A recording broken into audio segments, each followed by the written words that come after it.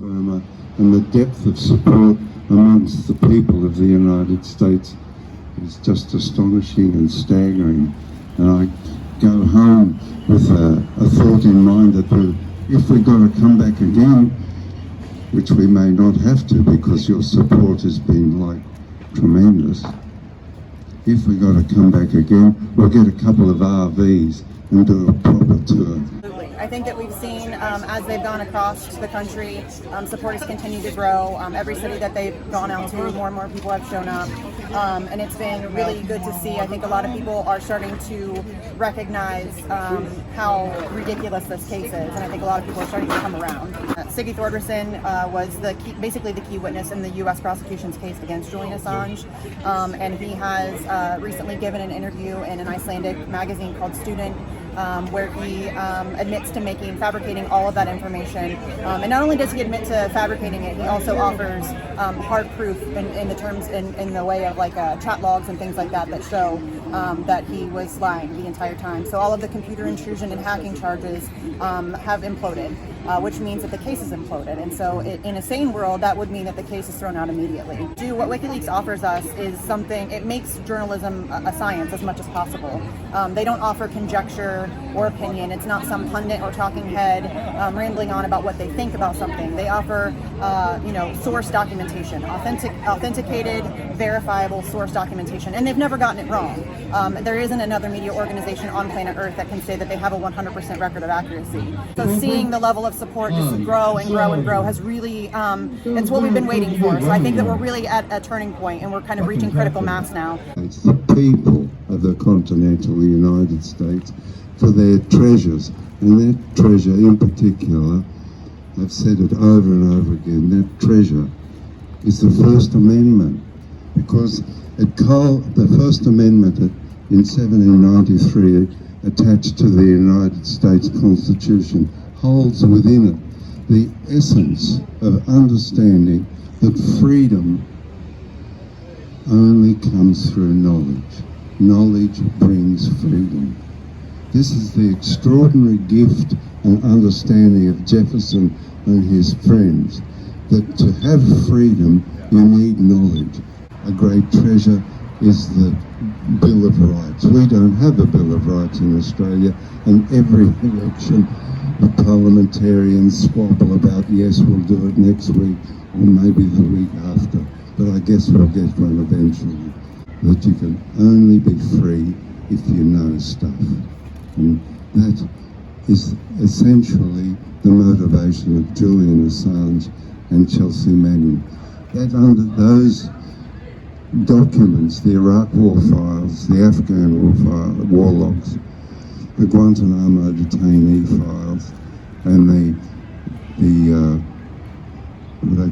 cables, that understanding in there has seeped through over a 10-year period into the culture. It's become enculturated in the United States, in the people. And that's percolated up into the Congress. Now the Congress, being a power body, is not going to make a fuss about it and say that, oh, we've seen the light. But what they have done is obeyed the people of the United States, and they're out of Afghanistan. They're getting out of Afghanistan. That's brought about by those leaks that Chelsea Manning brought to Julian Assange and is published on Wikileaks, and they're still there to this day. They're out of Guantanamo Bay. It's on the cusp of being abandoned. That the Iraq war's finished. There's no United States troops there, and that country struggles getting up off its knees after all this 20 years. Military journalists being murdered. Why? Why? Because they were carrying sticks. These were guys from Reuters with these sticks, and they decided those were guns and they were militants. You are all insurgents who could be mowed down by a helicopter in Iraq. That's who is on film in collateral murder, digital murder. It was digital murder. It wasn't even collateral. Was it collateral? It wasn't collateral. They were targeted. And that was such shocking footage to me. And then something like 10 years later, Julian Assange's father, John Shipton, is on stage talking about what it's like for Julian to meet his son in prison and to see his son be orally searched by guards, and who's 2 years old, who gags when they reach in his mouth as if he's gonna slip Julian Assange a hacksaw so he can saw out of prison, and that if Julian reacts, he gets bundled by the guards and 6 guards tackle him. Imagine meeting your son like that. So that's what took place in that 10-year span, from administration to the Assange family. And it was so painful to listen to and painful to see the lack of support from media. Now, I was mentioning the National Press Club. When I walked in, there were signs everywhere calling to free a journalist. Not Julian Assange, Austin Tice. I don't know anything about Austin Tice. I know he was a former US Marine. He was in Syria. He was there without permission from the government during a dirty war. I don't believe he's alive anymore.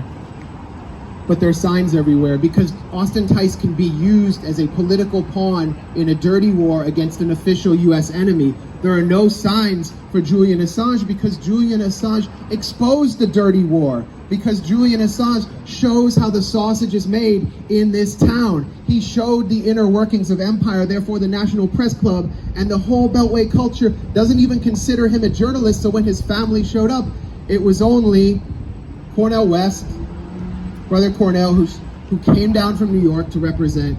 And we have to give credit to Ryan Grimm, even though The Intercept has completely strayed from its original mission and is now effectively the interventionist.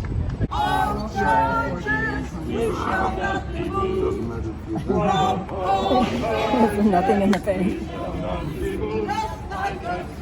Thank you for everything, John. What's the date? You should put the date. It's July 1st.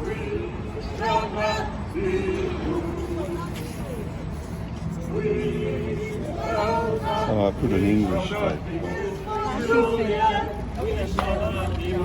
And I think when you follow the artist, you're going to end up in a place of truth. And so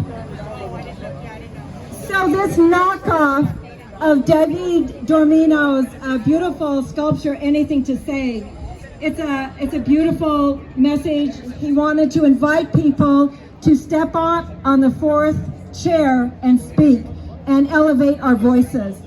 So I'm going to end with Julian Assange's words because, as we all know, Julian wrote and spoke very poetically, and this is one of his best. When our buildings are erected by the corrupt, when their cement is cut with dirt, when pristine steel is replaced by scrap, our buildings are not safe. And when our media is corrupt, when our academics are timid, when our history is filled with half-truths and lies, our civilization will never be just. It will never reach to the sky. You can't build a skyscraper out of plasticine, and you can't build a just civilization out of ignorance and lies. I want to thank everyone for showing up, because in my world, it's all about showing up. Thank you, guys.